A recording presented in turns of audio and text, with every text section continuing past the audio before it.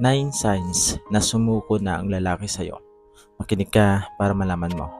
Number 1, hindi na siya nagtatanong kung kumain ka na. Yung simpleng check-in na dati automatic, wala na. Kasi hindi na siya actively nag-iisip ng kapakanan mo. Ang kusa niyang pag-aalaga ay napalitan na ng obligasyon. Number 2, sinasagot ka pa niya pero hindi na siya nagtatanong. One word replies tulad ng okay o sige. Responsive pa siya pero walang effort na pahabain ang conversation ninyo. Kinakausap mo na lang ay ang pader. Number 3, hindi na siya nagpapaliwanag kung saan siya galing. Hindi dahil nagtatago siya, kundi dahil hindi na niya kailangan ng approval mo. Wala na siyang accountability sa iyo dahil tinanggal ka na niya sa posisyon ng otoridad sa buhay niya.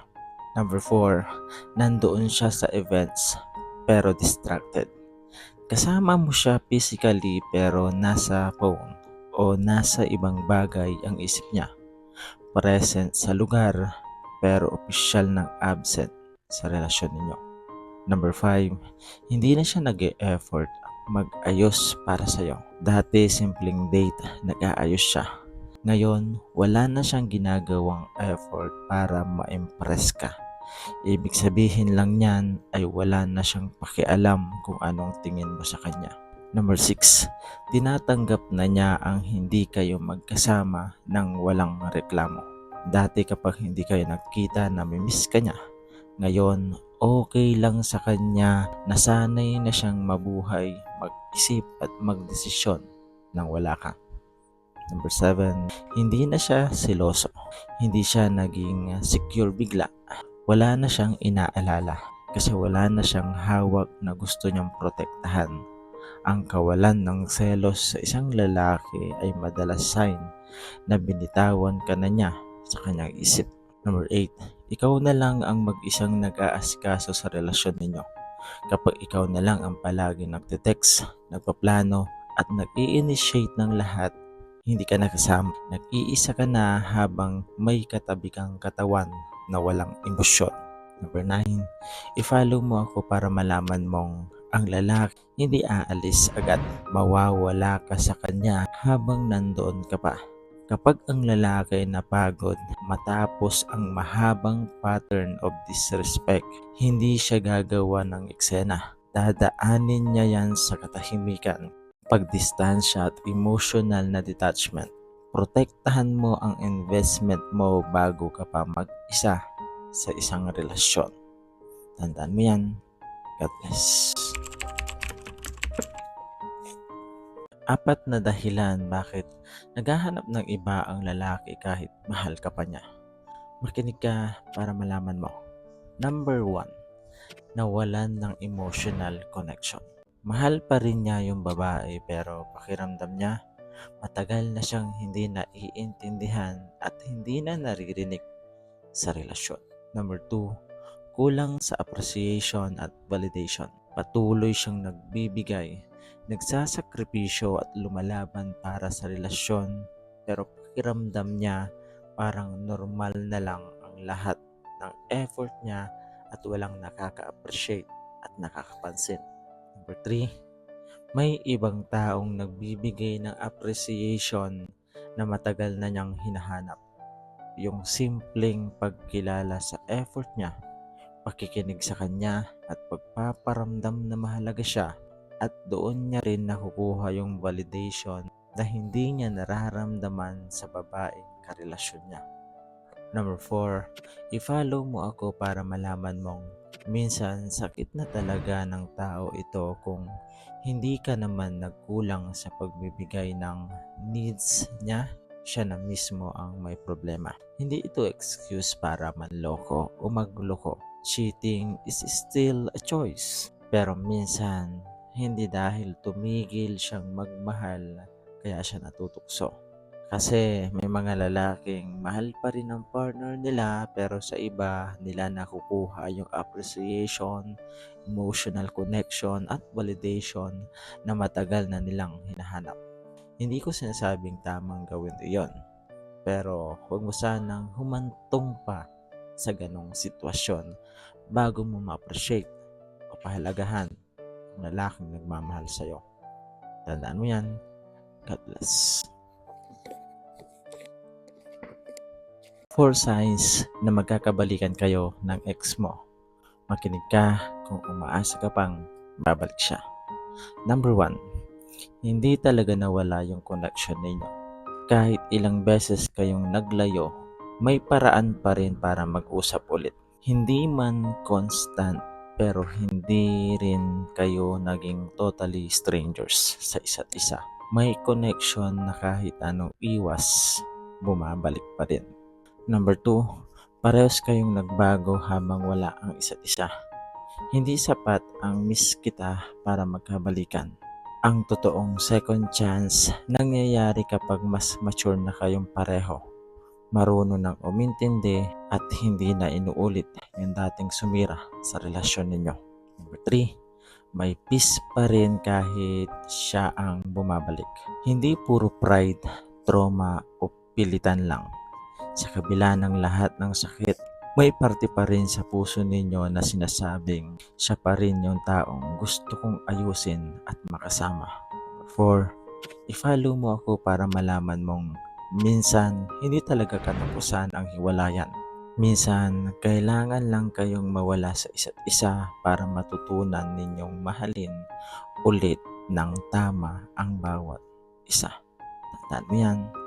God bless. Nakipag-break muna para hindi matawag na cheating. Minsan, hindi lahat ng breakup ay dahil wala ng pagmamahal. May iba nakikipaghiwalay muna kasi may gusto ng subukan na iba. Parang exit plan bago pumasok sa bagong kabanata. Ang masakit, habang ikaw iniisip mo na baka kailangan lang niya ng space, siya pala ang gumagawa ng paraan para maging malinis ang konsensya niya. Kasi technically, hindi cheating. Pero sa totoo lang, matagal ka nang pinalitan sa isip niya bago kayo tuluyang maghiwalay. At doon mo marirealize, may mga tao talagang hindi marunong maging honest sa nararamdaman nila. Mas pipiliin pa nilang pakawalan ka kaysa aminin na may iba na silang gustong piliin. Kaya tandaan mo, lahat ng bumitaw, naubusan sila ng pagmamahal. Minsan, bumitaw lang sila kasi may nakaabang ng iba. Tandaan mo yan. God bless.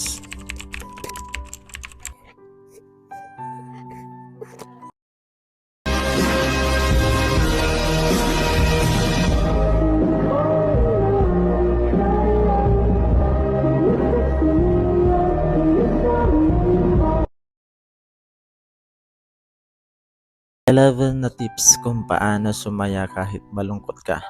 Makinig ka para malaman mo. Number 1, tanggapin na hindi laging maayos ang lahat. Okay lang hindi maging okay. Huwag mong pilitin na laging masaya. Ang pagtanggap ang unang hakbang para gumaan ang pakiramdam mo. Number 2, mag-focus ka sa kung ano ang mayroon ka, hindi sa nawala. Marami ka pang dahilan para magpasalamat. Buhay ka, may pamilya, may pagkain, sa gitna ng gulo, may natitira pang biyaya. Number 3, ngumiti kahit pilit lang sa umpisa. Hindi ibig sabihin ng ngiti ay wala ka ng problema. Ito ay tanda na matatag ka at hindi ka papatalo sa hirap. Ang ngiti ay nakakagaan ng loob. Number 4, hayaan mong umiyak ka kung kailangan. Ang taong masaya ay hindi iyakin, kundi taong marunong magpakawala ng sakit. Pagkatapos umiyak, huminga ka ng malalim at ituloy ang laban. Number 5, huwag mag-isip ng masyado sa bukas. Ang ibibigay lang sa iyo ng Diyos ay lakas para sa araw na ito. Huwag mong pasanin ang problema ng bukas dahil sapat na ang hirap ng ngayon. Number 6, humanap ng kahit maliit na bagay na ikakasaya mo. kape, kanta, pagkain o simpleng pagtulog. Ang tunay na saya ay nasa maliliit na bagay na madalas nating nakakalimutan. Number 7, huwag ikumpara ang laban mo sa iba. Hindi mo alam kung gaano kabigat ang pasan nila. Ang laban mo ay sarili mong kwento at matatapos din ito sa tamang panahon. Number 8, kausapin mo ang Diyos at magtiwala. Kapag puno na ang isip at puso mo, ibigay mo na lahat sa Kanya. Alam niya kung bakit nangyayari ito at may mas maganda siyang plano para sa iyo. Number 9, ang problema ay panandalian lang. Tandaan mo ito, lahat ng bagyo lumilipas din. Darating ang araw, tatawa ka na lang kapag naalala mo ang mga pinagdadaanan mo ngayon. Number 10, piliin mong maging masaya kahit mahirap. Ang saya ay hindi naghihintay na mawala ang problema. Ang saya ay desisyon na ginagawa mo sa araw-araw kahit may pasanin ka. Number 11, i-follow mo ako para malaman mong happiness is a choice. Kaya mong maging masaya kapag ginusto mo kahit malungkot ka. Tandaan mo yan. God bless. 4 na dahilan kung bakit paulit-ulit ka nasasaktan. Makinig ka para malaman mo. Number 1, umaasa ka sa taong hindi kayang ibigay ang kailangan mo. Minsan, hindi ka nasasaktan dahil kulang ka sa pagmamahal. Nasasaktan ka dahil patuloy kang humihingi ng effort, respeto at consistency sa taong paulit-ulit nang ipinapakita na hindi niya naman kayang ibigay ang mga iyon. Habang umaasa kang magbabago siya, lalo kang nauubos. Number 2, binabaliwala mo ang mga red flags. May mga pagkakataong nakita mo na ang senyales sa umpisa pa lang. Naramdaman mong may mali, nakita mong hindi tugma ang mga salita at kilos niya. Pero dahil mahal mo siya, pinili mong baliwalain ang mga babala. Ang problema, ang red flag na hindi mo pinansin ngayon ay kadalasang dahilan ng sakit mo sa hinaharap. Number 3, inuulit mo ang mga pattern na hindi mo pa nahihilom. Minsan hindi tao ang problema, kundi ang sugat na dala mo mula sa nakaraan. Kapag hindi mo hinarap ang mga bagay na nakasakit sa iyo dati, may posibilidad na mahulog ka ulit sa parehong klase ng sitwasyon. Magkaiba man ng tao, pero pareho rin ang sakit na mararanasan mo. Number 4, i-follow mo ako para malaman mong ang totoo. Hindi lahat ng sakit ay kasalanan ng ibang tao. May mga pagkakataong kailangan din nating tignan ang mga desisyong ginagawa natin at ang mga bagay na patuloy nating tinatanggap kahit alam nating hindi na mabuti para sa atin. Dahil kapag natutuhan mong protektahan ang sarili mo, mababawasan ang mga taong may kakayahang saktan ka. Dahil kapag natutuhan mong protektahan ang sarili mo, mababawasan ang mga taong may kakayahang saktan ka ng paulit-ulit. Tandaan mo yan.